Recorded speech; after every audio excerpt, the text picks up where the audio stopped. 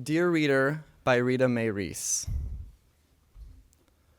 You have forgotten it all.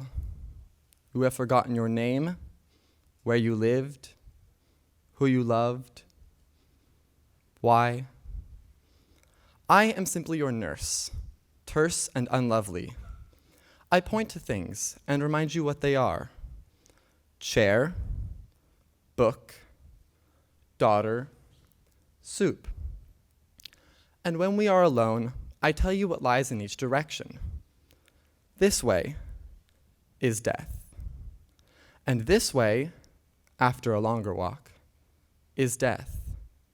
And that way is death, but you won't see it until it is right in front of you.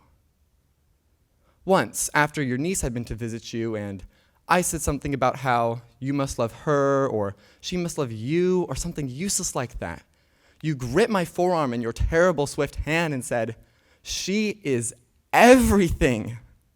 You gave me a shake. Everything to me. And then you fell back into the well, deep in the well of everything.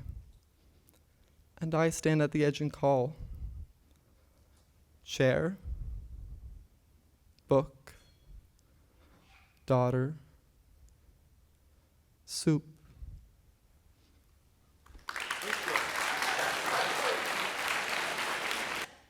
I Close My Eyes by David Ignatow.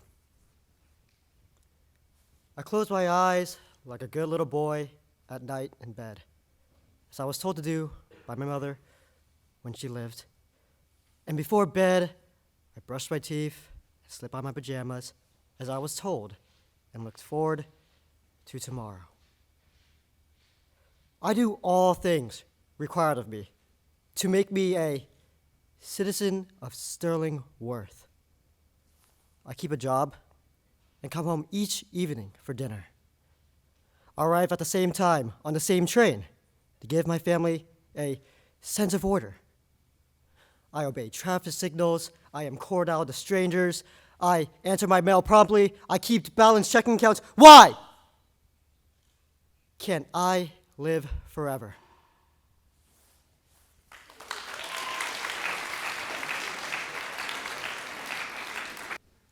Difference by Stephen Vincent Benet.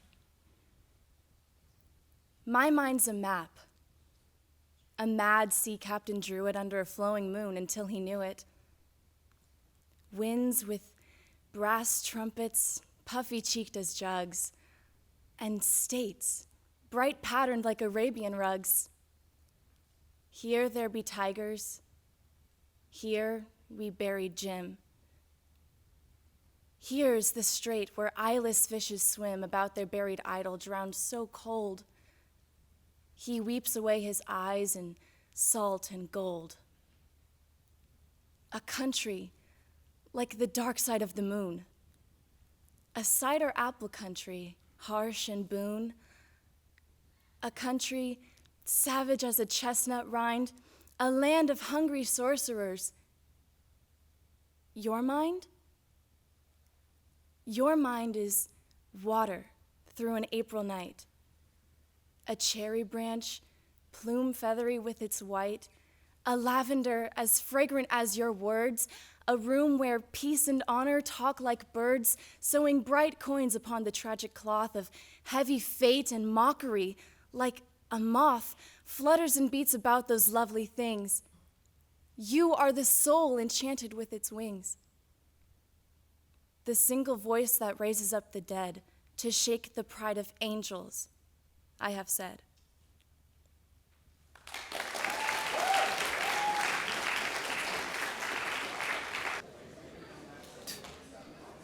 Okay, he's ready. I Too by Langston Hughes.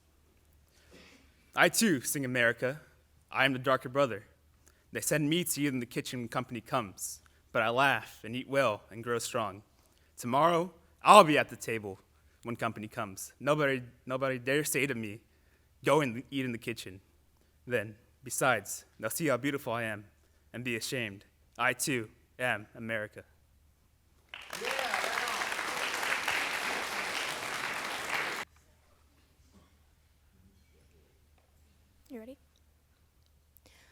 What It Looks Like to Us and the Words We Use by Ada Limon.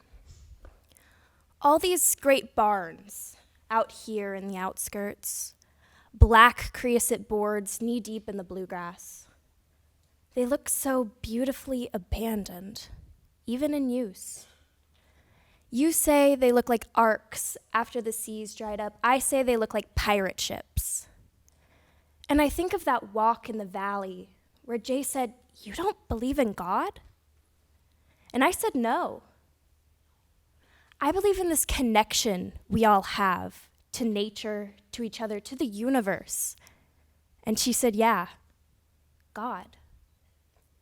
And how we stood there, low beasts among the white oaks, Spanish moss and spider webs, obsidian shards stuck in our pockets, woodpecker flurry, and I refused to call it so. So instead, we looked up at the unruly sky. Its clouds and simple animal shapes we could name, though we knew they were really just clouds. Disorderly and marvelous, and ours. I'm shaking.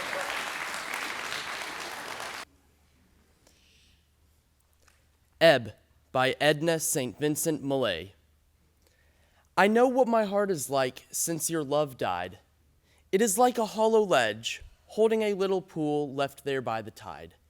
A little tepid pool, drawing inward from the edge.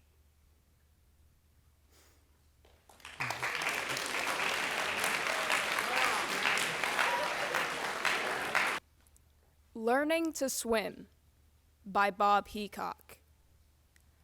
At 48, to be given water, which is most of the world, given life in water, which is most of me, given ease, which is most of what I lack, here, where walls don't part to my hands, is to be born as of 3 weeks ago. Taking nothing from you, mother, or you, sky, or you, mountain, that you wouldn't take if offered by the sea, any sea, or any river, or the pool, beside which a woman sits who would save me if I needed saving. In a red suit, as if flame is the color of emergency, as I do need saving from solid things. Most of all, their dissolve.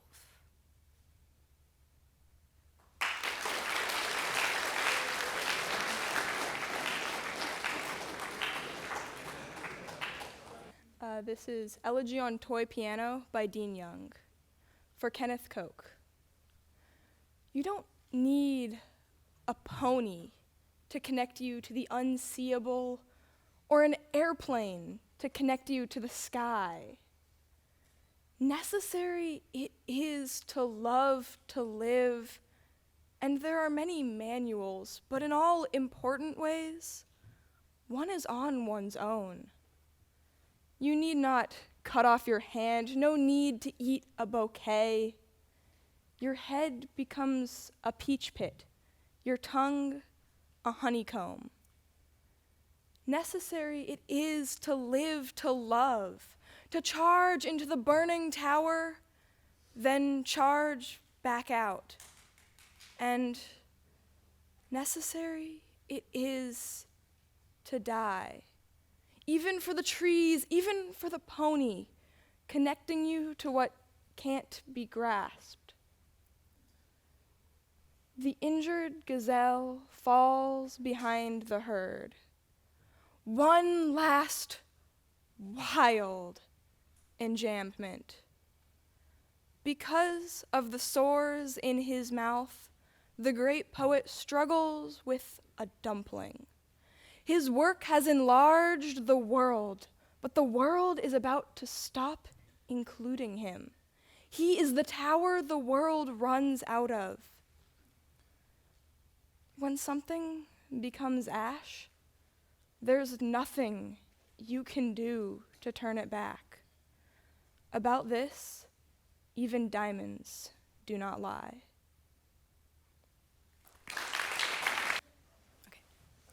I Find No Peace by Sir Thomas Wyeth. I find no peace, and all my war is done. I fear and hope. I burn and freeze like ice. I fly above the wind, yet can I not arise? And naught I have, and all the world I season, that loseth nor locketh, holdeth me in prison, and holdeth me not, yet can I escape no wise, nor letteth me live, nor die at my device. And yet of death it giveth me occasion. Without eyne I see, and without tongue I plain. I desire to perish, and yet I ask health. I love another, and thus I hate myself. I feed me in sorrow, and laugh in all my pain. Likewise displeaseth me both, life and death, and my delight is causer of this strife. Thank you. Domestic Situation by Ernest Hilbert. Maybe you've heard about this, maybe not. A man came home one night and chucked his girlfriend's cat in the wood chipper. This really happened. Dinner wasn't ready on time. A lot of other little things went wrong. He spat on her father, who came out when he learned about it. He also broke her pinky, stole her checks, and got her sister pregnant. But she stood by him, stood strong through it all, because she loved him. She loved him, you see. She actually said that. And then she went and married him. She felt some unique call. Don't try to understand what another person means by love. Don't even bother.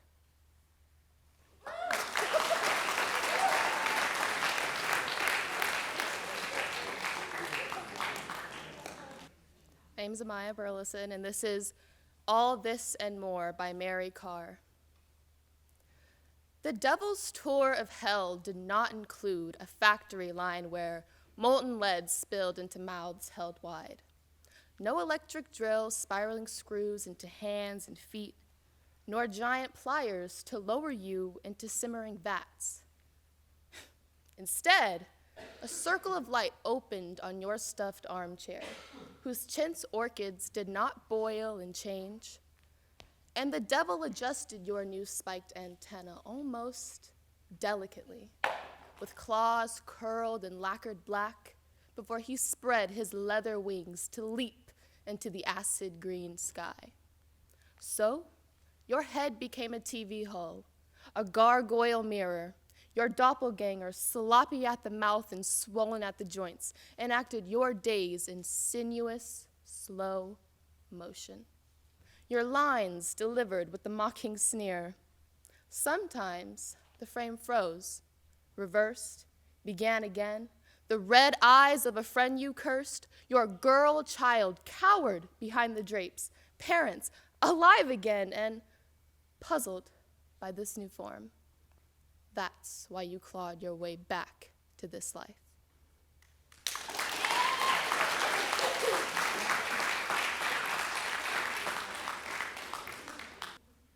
Across the Bay by Donald Davy.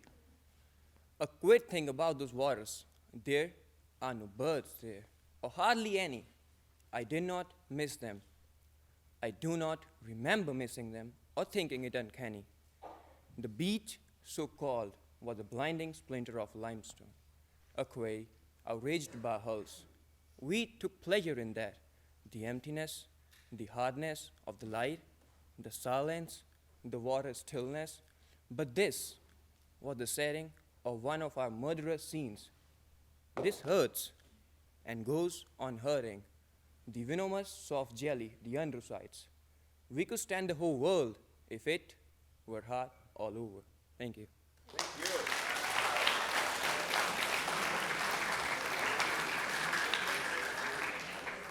Hello, my name is Sadie Odell, and I will be performing entirely by Louis McNeice. If we could get the hang of it entirely, it would take too long. All we know is the splash of words in passing and falling twigs of song.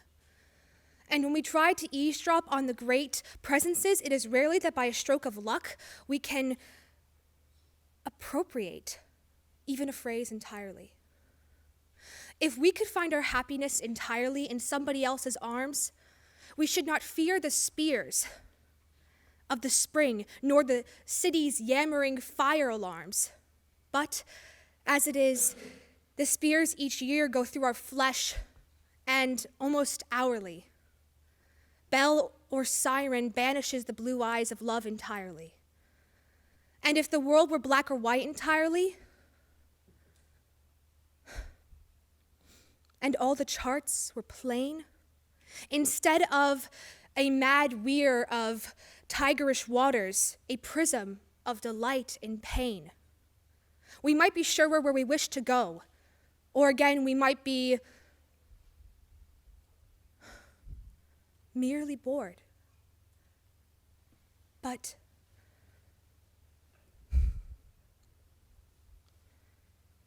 there is no road that is right entirely. Thank you.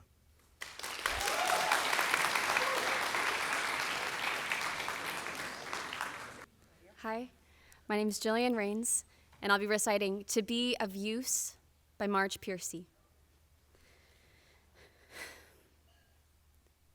The people I love the best jump into work head first without dallying in the shallows and swim off with sure strokes, almost out of sight. They seem to become natives of that environment.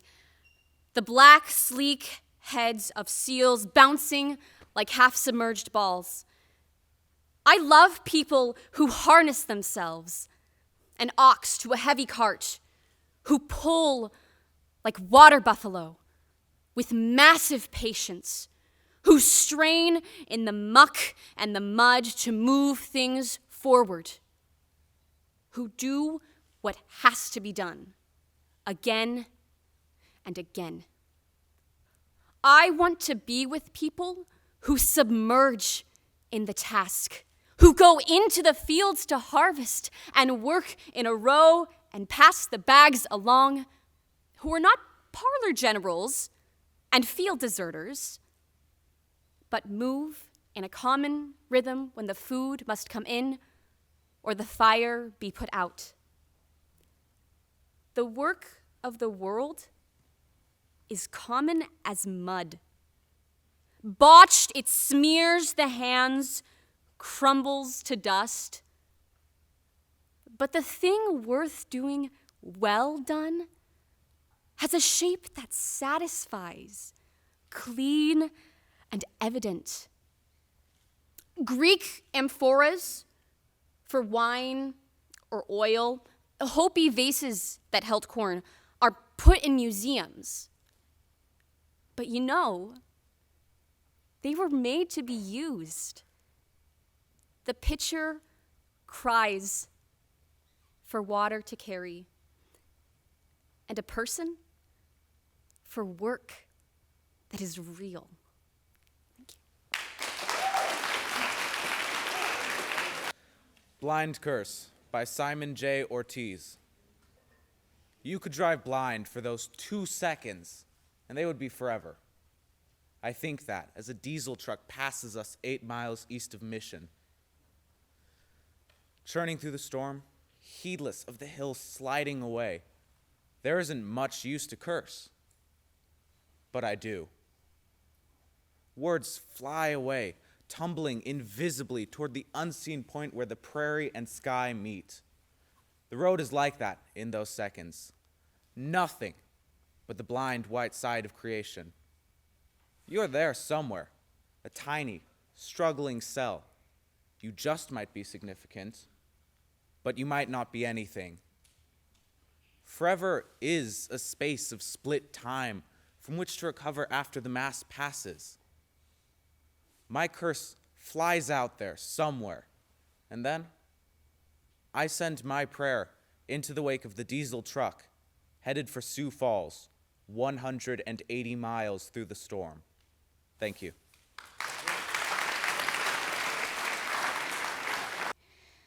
The river is famous to the fish.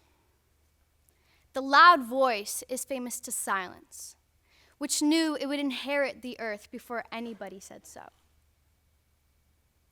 The cat sleeping on the fence is famous to the birds watching him from the birdhouse.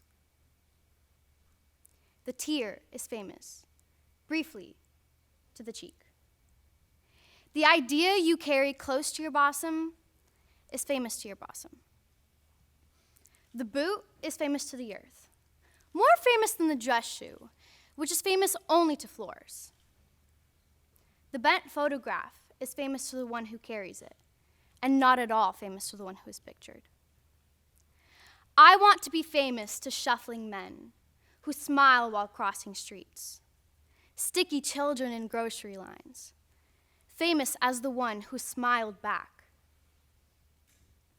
I want to be famous in the way a pulley is famous, or a buttonhole, not because it did anything spectacular, but because it never forgot what it could do.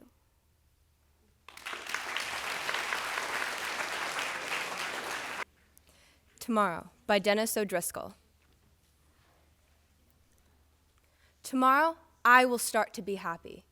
The morning will light up like a celebratory cigar. Sunbeams sprawling on the lawn will set, dew sparkling like a cut glass tumbler of champagne. Today will end the worst phase of my life. I will put my shapeless days behind me, fencing off the past as a golden rind of sand parts, slipshod sea from solid land. It is tomorrow I want to look back on, not today. Tomorrow, I start to be happy. Today is almost yesterday. Australia, how wise you are to get the day. Over and done with first, out of the way. You have eaten the fruit of knowledge, while we are dithering about which main course to choose. How liberated you must feel. How free from doubt. The rise and fall of stocks, today's closing prices, are revealed to you before our bidding has begun. Australia, you can gather in your accident statistics like a harvest, while our roads still have hours to kill. When we are in the dark, you have sagely seen the light. Cagely, presumptuously, I dare to write 2018. A date without character or tone, 2018. A year without interest rates or mean daily temperature. Its hit songs have yet to be written. Its New Year babies yet to be induced. Its truces to be signed. Much too far off for prophecy, though one hazards a tentative guess. A so-so year most likely, vague in retrospect, fizzling out with usual end of season sales. Everything slashed. Your last chance to salvage something of its style. Thank you.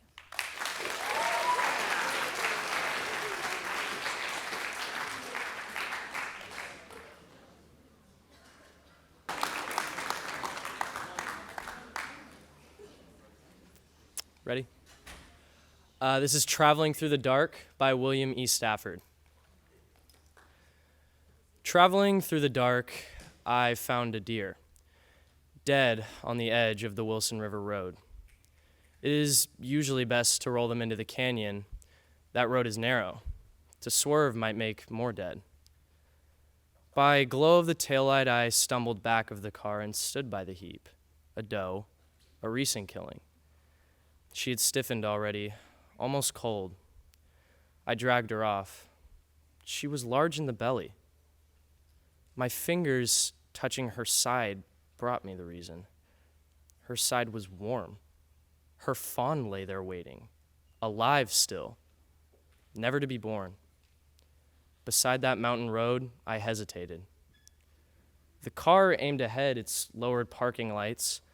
Under the hood purred the steady engine. I stood in the glare of the warm exhaust turning red. Around our group, I could hear the wilderness listen. I thought hard for us all, my only swerving, then pushed her over the edge into the river. Thank you.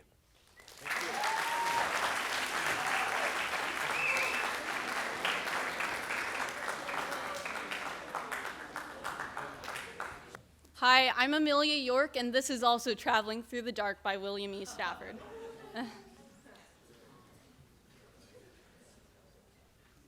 Traveling through the dark, I found a deer, dead on the edge of the Wilson River Road.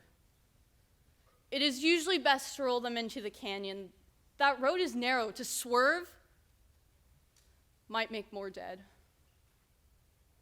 By glow of the taillight, I stumbled back of the car and stood by the heap. A doe. A recent killing. She had stiffened already, almost cold. I dragged her off. She was large in the belly. My fingers touching her side brought me the reason.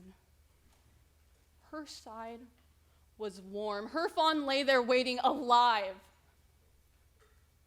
Still, never to be born. Beside that mountain road, I hesitated. The car aimed ahead its lowered parking lights. Under the hood purred the steady engine. I stood in the glare of the warm exhaust turning red. Around our group, I could hear the wilderness listen. I thought hard for us all, my only swerving. Then pushed her over the edge into the river. Thank you. Thank you. After the Winter by Claude McKay. Someday, when trees have shed their leaves, and against the morning's white, the shivering birds beneath the eaves have sheltered for the night, we'll turn our faces southward, love, toward the summer isle, where bamboo spire the shafted grove, and wide-mouthed orchids smile. And we will seek the quiet hill where towers a cotton tree, and leaps the laughing crystal rill, and works the droning bee. And we will build a cottage there, beside an open glade, with black-ribbed bluebells blowing near, and ferns never fade.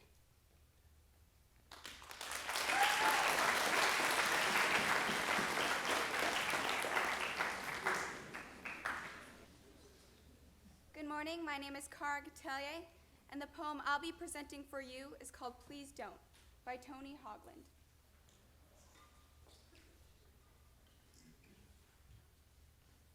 Please don't tell the flowers. They think the sun loves them. The grass is under the same simple-minded impression about the rain, the fog, the dew. And when the wind blows, it feels so good they lose control of themselves and swabble toggle wildly around, bumping accidentally into their slender neighbors. Forgetful little lotus eaters. Solar-powered hydraulics, drawing nourishment up through stems into their thin green skin. High on the expensive chemistry of mitochondrial explosion, believing that the dirt loves them. The night, stars,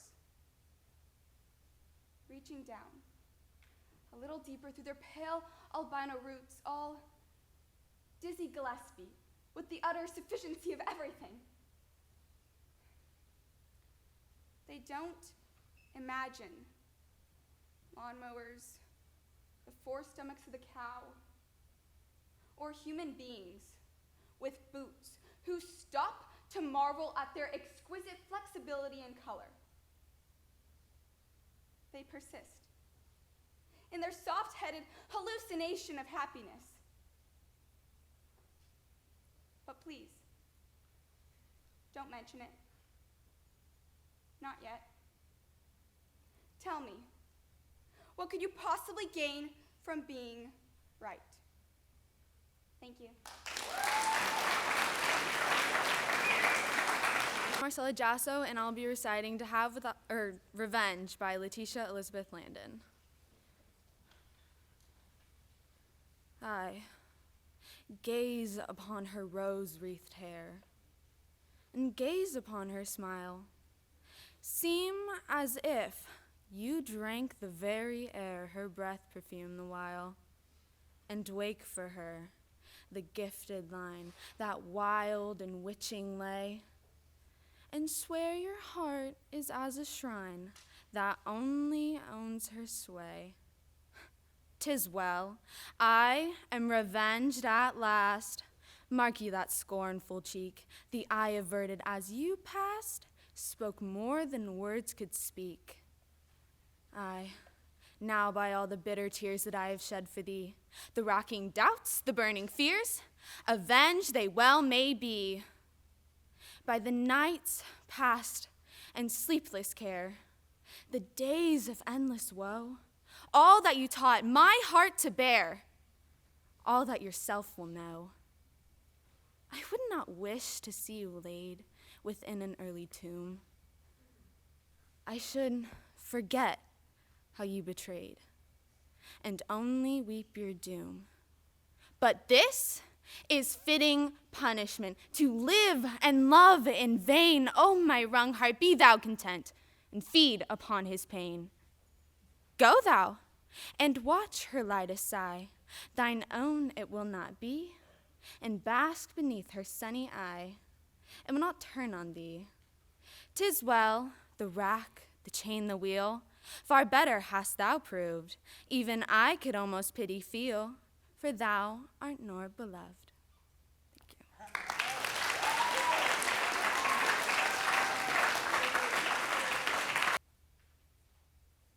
Man, the egregious egoist, in mystery the twig is bent, imagines by some mental twist that he alone is sentient of the intolerable load which on all living creatures lies, nor stoops to pity in the toad the speechless sorrow of its eyes.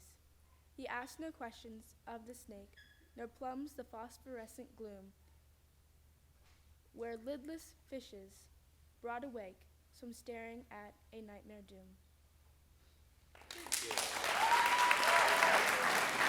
Medusa by Louise Bogan.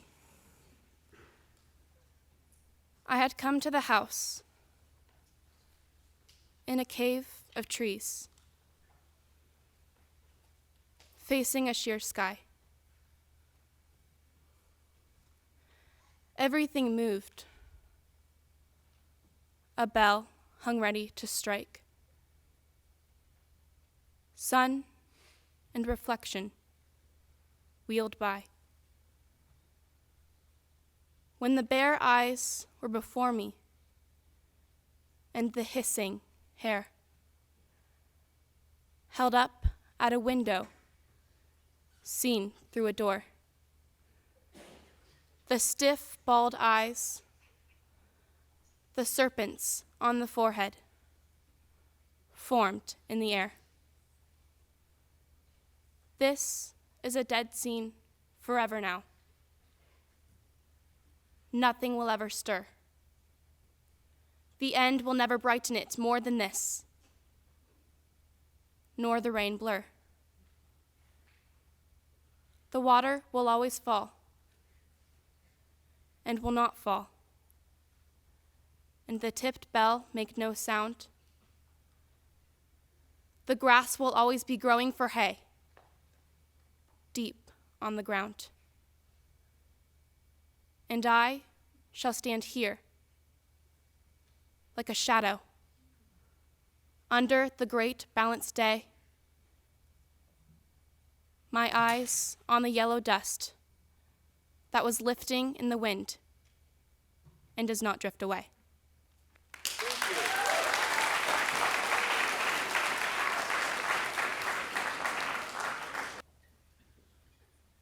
Fire ran horrified from its ashes. In the afterglow, cinematic shadows fled from flesh and blood. Scars appeared, followed years later by their wounds. Blinks of red dinged relentlessly, but there was nowhere to stop for the train pulling its wreckage.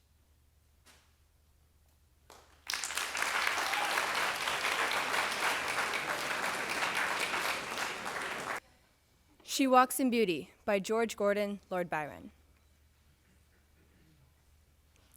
She walks in beauty like the night, of cloudless climes and starry skies, and all that's best of dark and bright meet in her aspect and her eyes. Thus mellowed to that tender light which heaven to gaudy day denies. One shade the more, one ray the less, had half impaired the nameless grace which waves in every raven tress, or softly lightens o'er her face, where thoughts serenely sweet express how pure, how dear their dwelling place.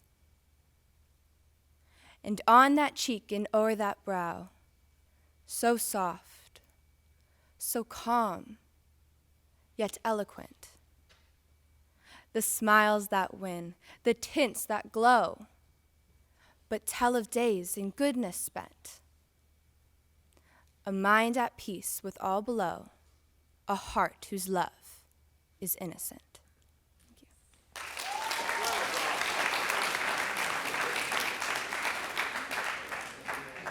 Happiness by Jane Kenyon.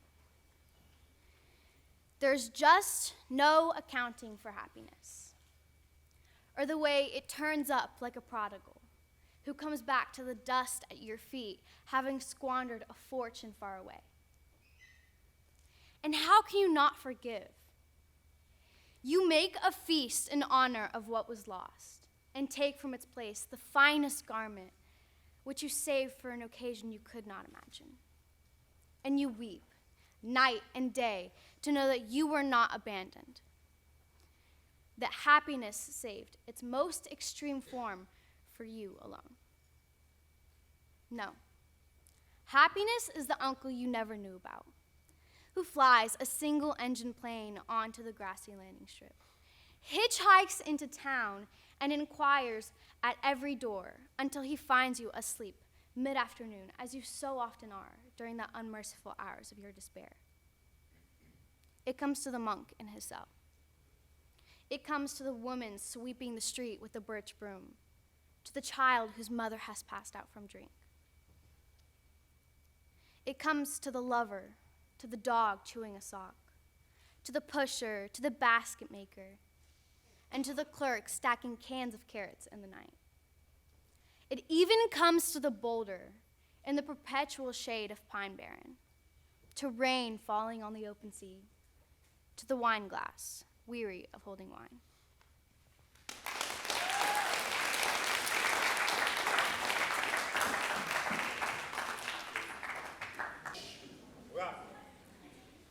Hi, I'm Jillian Rains, and I'll be reciting Monet Refuses the Operation by Liesl Mueller.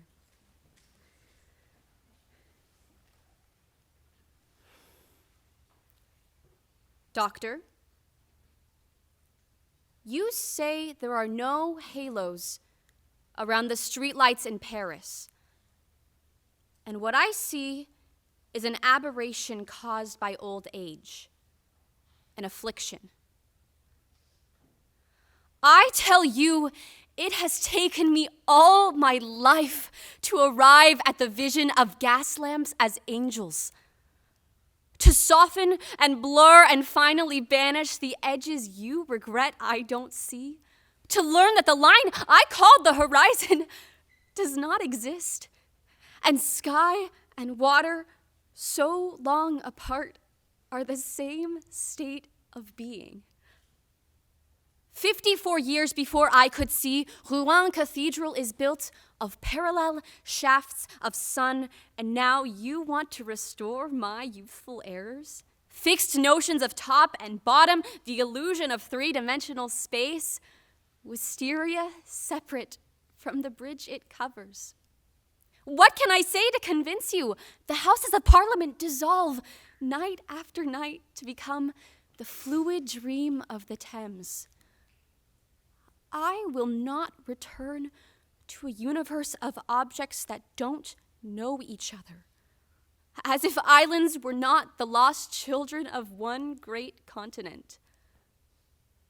The world is flux, and light becomes what it touches, becomes water, lilies on water, above and below water, becomes lilac and mauve and yellow and white and cerulean lamps, small fists passing sunlight so quickly to one another that it would take long streaming hair inside my brush to catch it, to paint the speed of light. Our weighted shapes, these verticals, burn to mix with air and change our bones, skin, clothes to gases. Doctor, if only you could see how heaven pulls earth into its arms, and how infinitely the heart expands to claim this world. Blue vapor without end.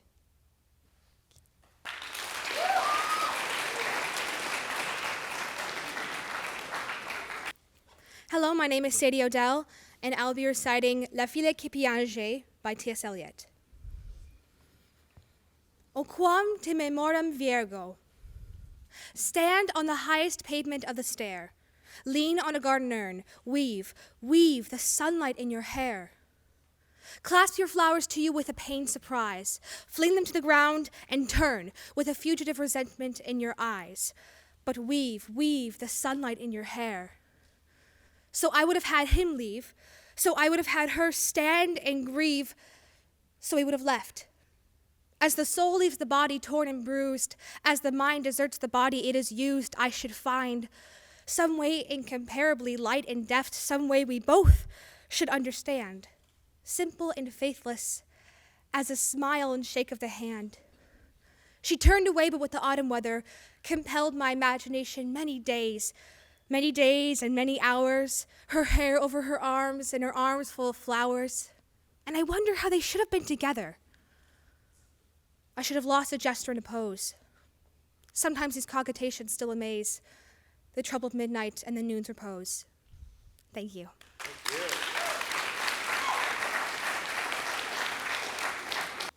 Animals in That Country by Margaret Atwood.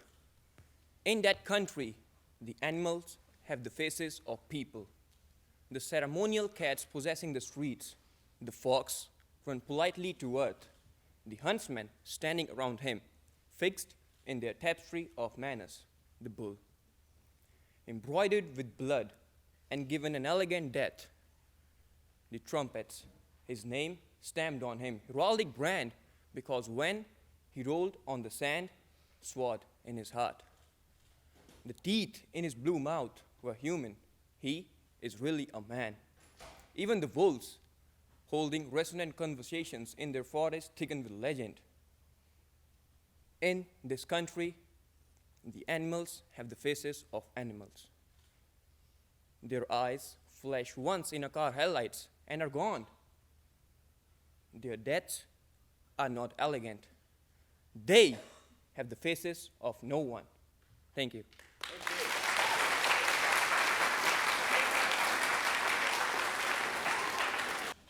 Hello, my name is Amaya Burleson, and I will be reciting All Hallows Eve by Dorothy Tanning. Be perfect, make it otherwise. Yesterday is torn in shreds. Lightning's thousand sulfur eyes rip apart the breathing beds. Hear bones crack and pulverize. Doom creeps in on rubber treads. Countless overwrought housewives, minds unraveling like threads. Try lipstick shades to tranquilize fears of age and general dreads. Sit tight, be perfect, swat the spies. Don't take faucets for fountainheads. Drink tasty antidotes, otherwise you and the werewolf Newlyweds.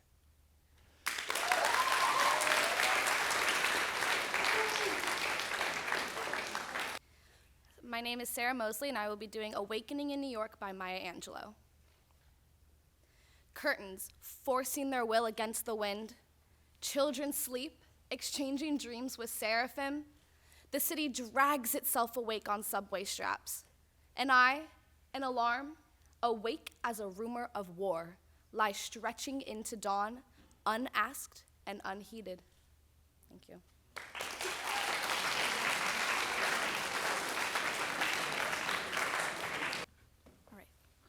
America by Claude McKay.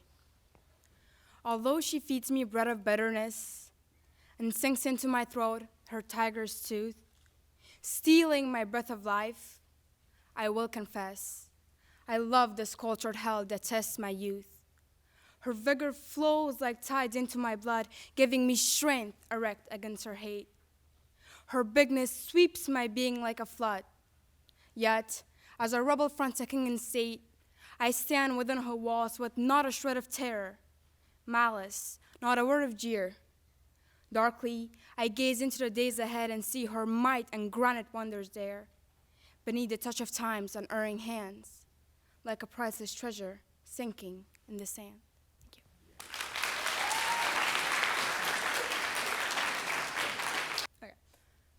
I'm Gina Talcott, and this is The True Blue American by Delmore Schwartz.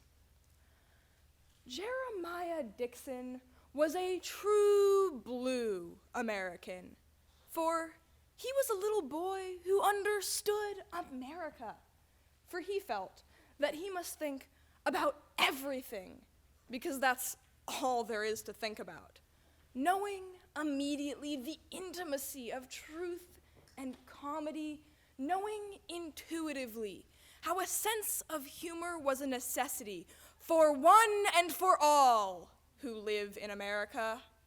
Thus, natively and naturally, when on an April Sunday in an ice cream parlor, Jeremiah was requested to choose between a chocolate sundae and a banana split, he answered unhesitatingly, having no need to think of it, being a true blue American, determined to continue as he began, rejecting the either-or of Kierkegaard and many other European, refusing to accept alternatives, refusing to believe the choice of between, rejecting selection, denying dilemma, electing absolute affirmation, knowing in his breast the infinite and the gold of the endless frontier, the deathless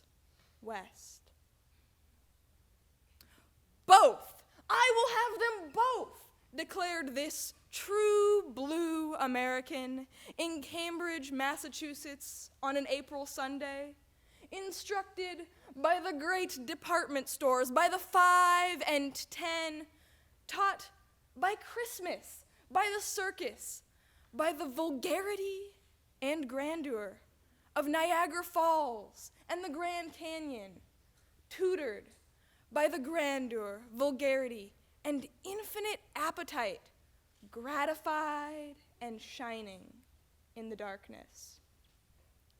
Of the light on Saturdays at the double bills of the moon pictures, the consummation of the advertisements of the imagination of the light, which is, as it was, the infinite belief in infinite hope of Columbus, Barnum, Edison, and Jeremiah Dixon.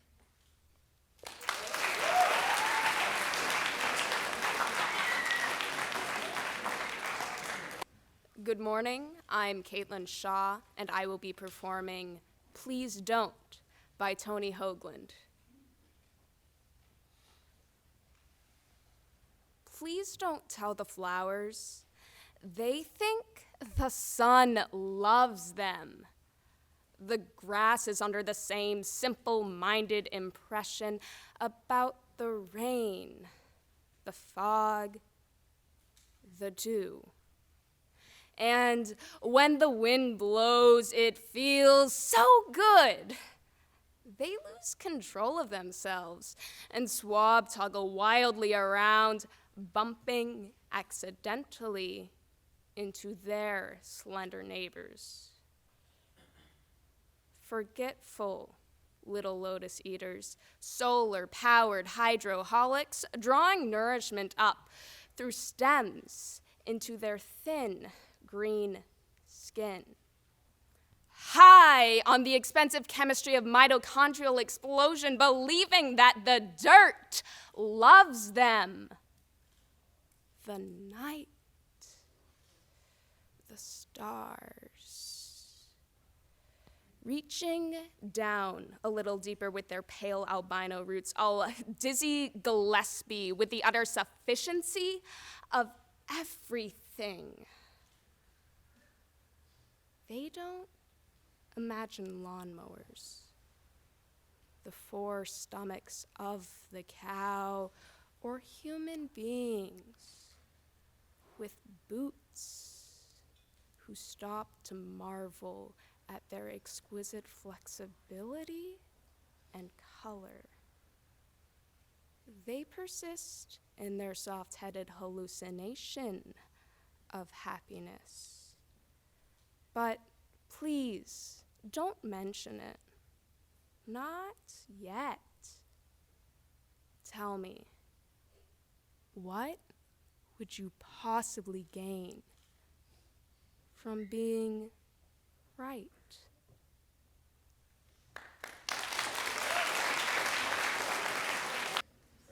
Hey, my name is Cameron Hoxie. I'm going to recite Unholy Sonnet 1 by Mark Jarman.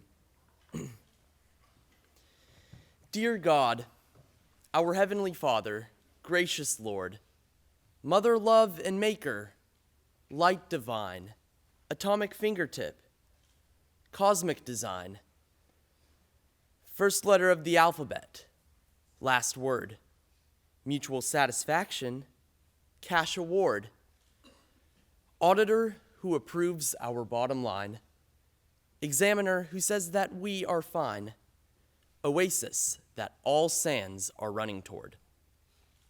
I can say almost anything about you, oh big idea, and with each epithet, create new reasons to believe or doubt you. Black hole, white hole, presidential jet. But what's the anything I must leave out? You solve nothing but the problems that I said. Thank you.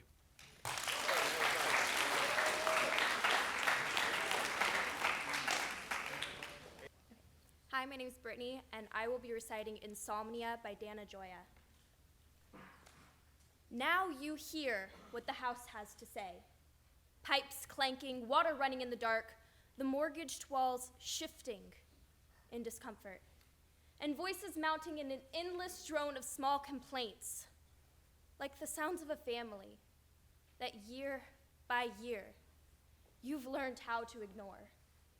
But now you must listen to the things you own, all that you've worked for these past years, the murmur of property, of things in disrepair, the moving parts about to come undone. And twisting in the sheets, remember all the faces you could not bring yourself to love. How many voices have escaped you until now? The venting furnace, the floorboards underfoot, the steady accusations of the clock numbering the minutes no one will mark. The terrible clarity this moment brings, the useless insight, the unbroken dark.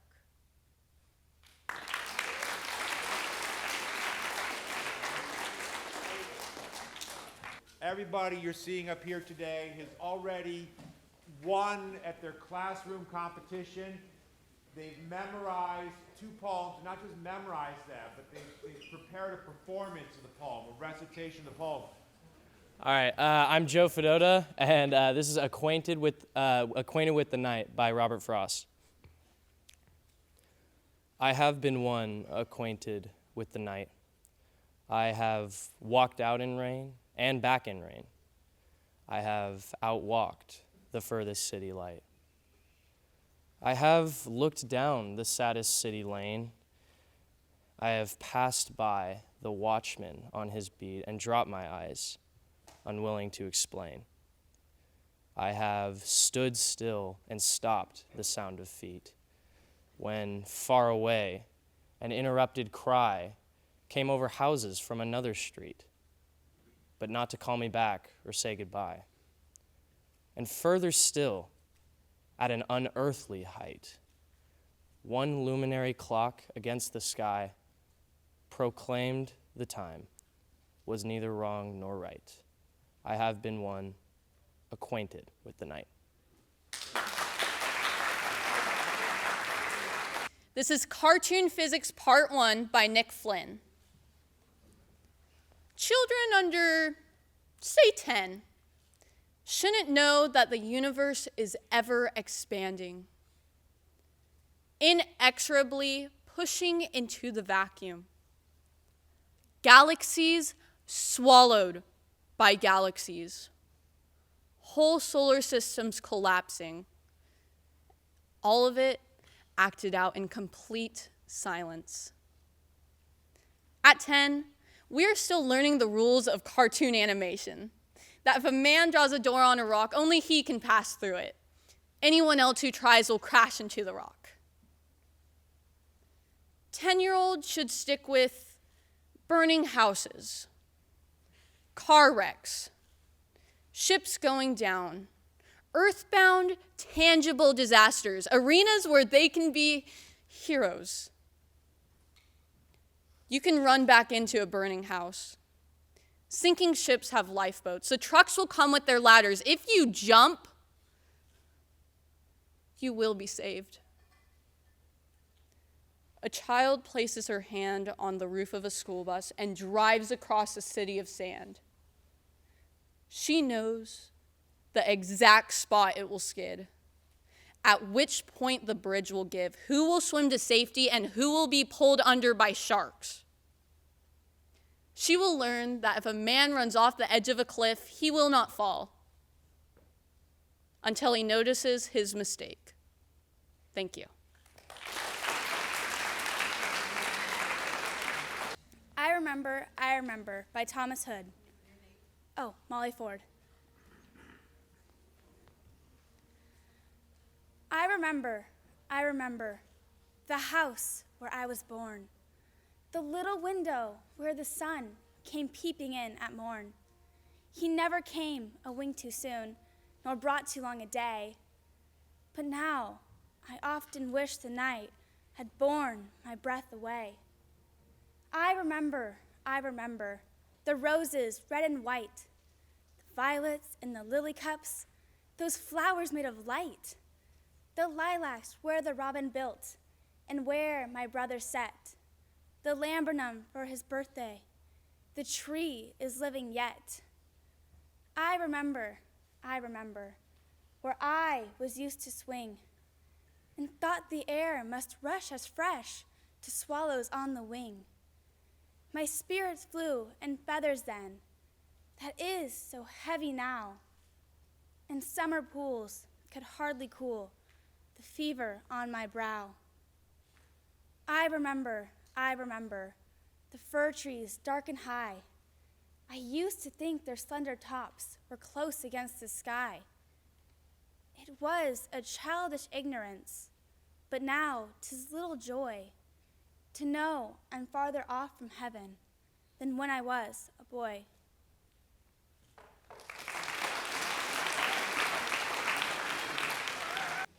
Hello, my name is Cara Gatelier, and the second poem I'll be presenting is called Dear Reader by Rita Mae Reese.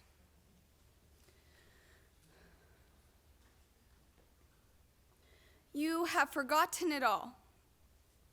You've forgotten your name, where you lived, who you loved. Why? I'm simply your nurse. Terse and unlovely, I point to things and remind you what they are. Chair, book, daughter,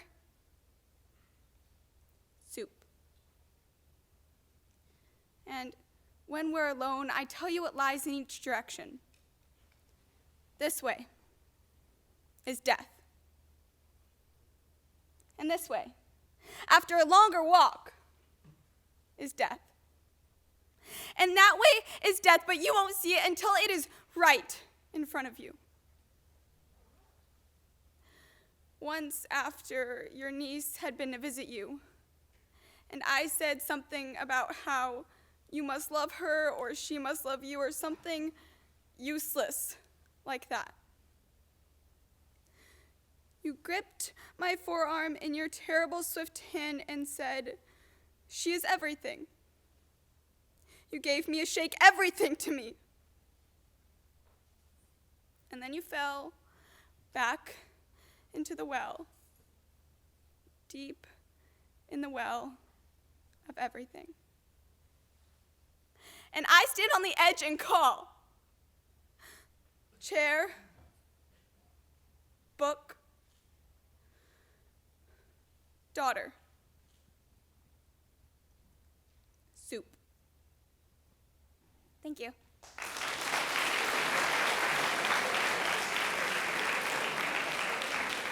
Hi, I'm Marcella Jasso, and I'll be reciting To Have Without Holding by Marge Piercy. Learning to love differently is hard.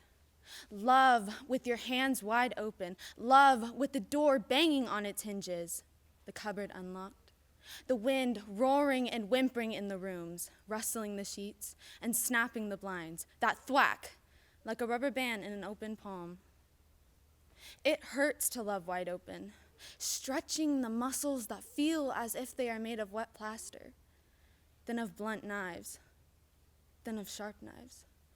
It hurts to thwart the reflexes of grab, of clutch, to love and let go again and again.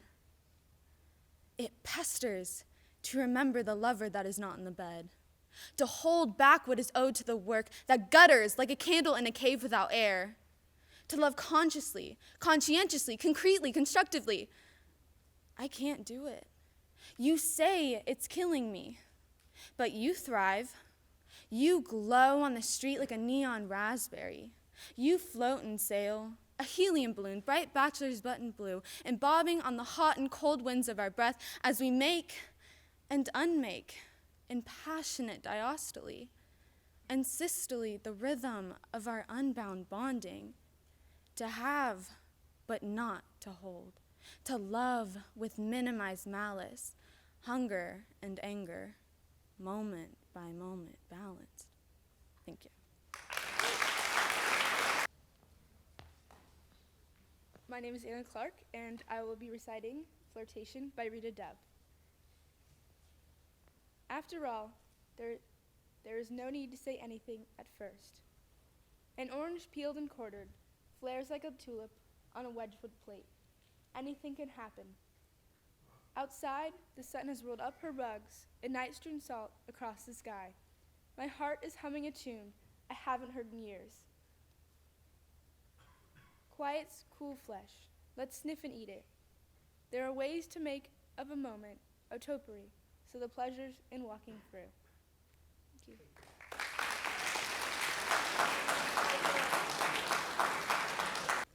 Sanctuary by Jean Valentine. People pray to each other the way I say you to someone else. Respectfully, intimately, desperately. The way someone says you to me. Hopefully, expectantly, intensely. Hugh Bosterhouse. You, who I don't know. I don't know how to talk to you. What is it like for you there? Here, well, wanting solitude. And talk. Friendship. The uses of solitude. To imagine, to hear. learning Braille, to imagine other solitudes. But they will not be mine. To wait in the quiet, not to scatter the voices. What are you afraid of? What will happen? All this leaving in meetings, yes, but death. What happens when you die? Not scatter the voices. Drown out. Not make a house out of my own words. To be quiet. In another throat. Other eyes. Listen for what it is like there. What word? What silence? Allowing. Uncertain. To drift in the restlessness. Repose. To run like water. What is it like there? Right now. Listen. The crowding of the street, the room. Everyone hunches in against the crowding, holding their breath. Against dread. What do you dread? What happens when you die? What do you dread in this room now? Not listening now, not watching, safe inside my own skin. To die not having listened, not having asked. To have scattered life. Yes, I know. The thread you have to keep finding over again to follow it back to life. I know. Impossible. Sometimes.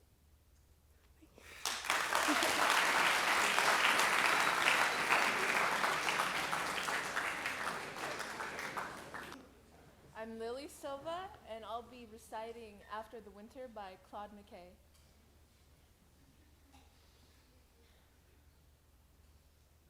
Someday, when the trees have shed their leaves, and against the morning's white, the shivering birds beneath the eaves have sheltered for the night, we'll turn our faces southward, love, toward the summer isle, where bamboos spire the shafted grove, and wide-mouthed orchids smile. And we will seek the quiet hill where towers the cotton tree and leaps the laughing crystal rill and works the droning bee.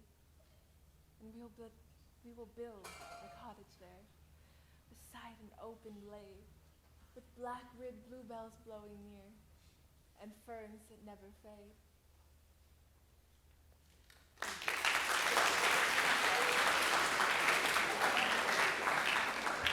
My name is Tim Gonzalez. I will be reciting El Olvido by Judith Ortiz Cofer.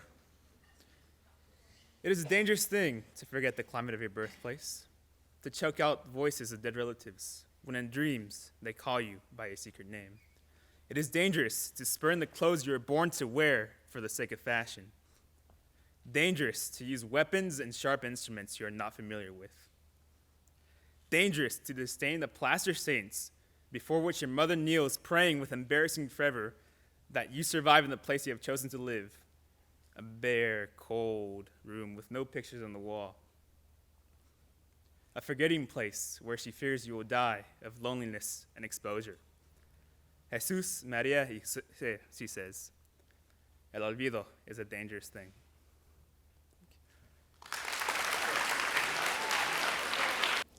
Hi, my name is Jenna Hansen, and I will be performing War Ballad by Stanley Moss. After the Russian.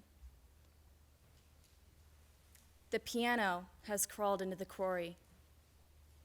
Hauled in last night for firewood. Sprawled with frozen barrels, crates, and sticks.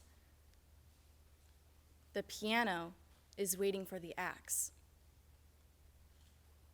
Legless, a black box, still polished.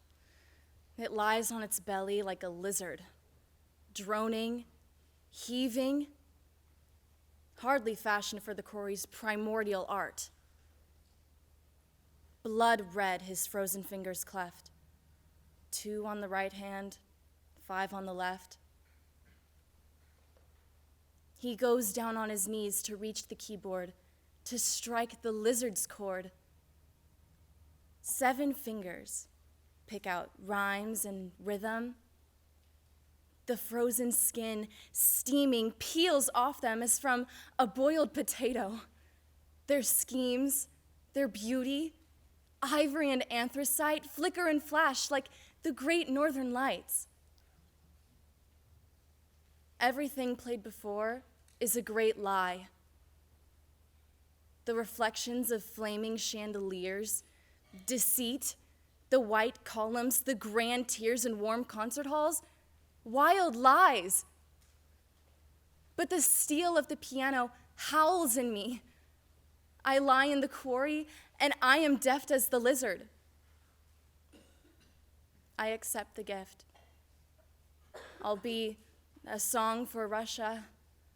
I'll be an etude, warmth and bread for everybody.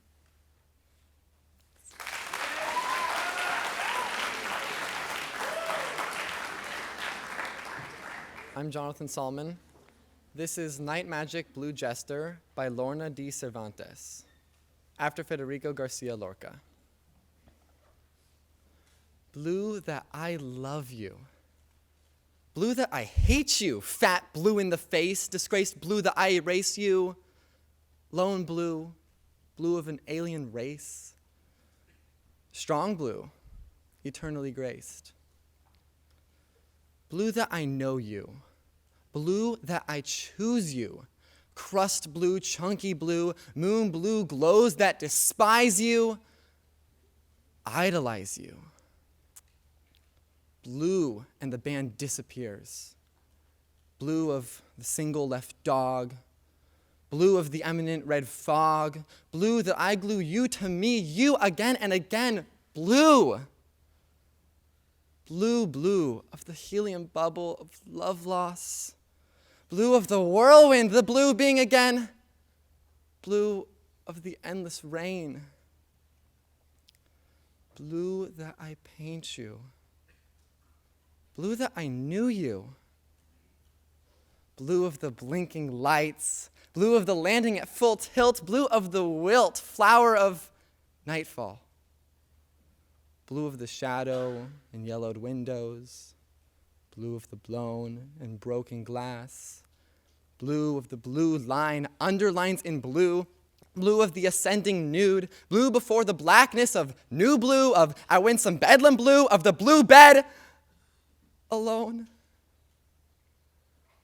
Blue of the one who looks on, blue of what remains of cement fall, blue of the vague crescent ship sailing, blue of the rainbow of, wait, blue that I whore you, blue that I adore you, blue of the bluest door, blue my painted city in blue, it blew.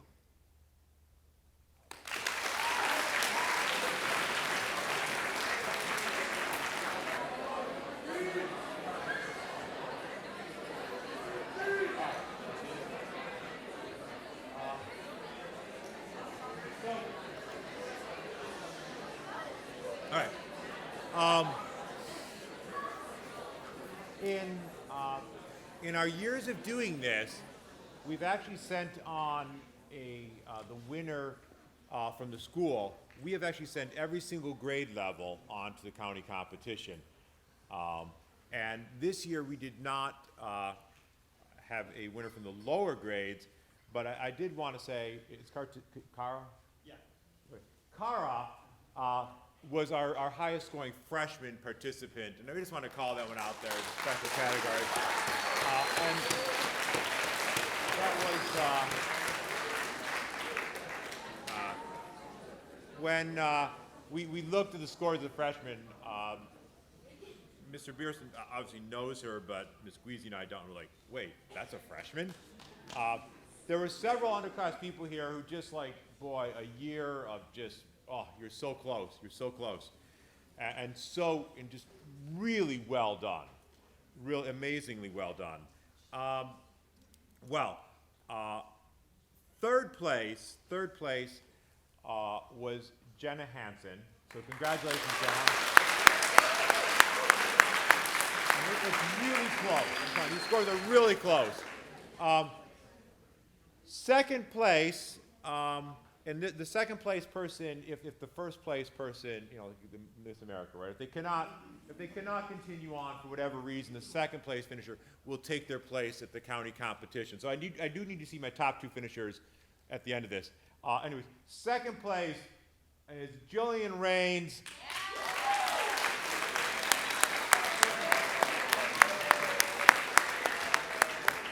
And having announced our top freshmen, our second and third place, I don't think I've left any suspense whatsoever to tell you that the winner is Jonathan Salmon.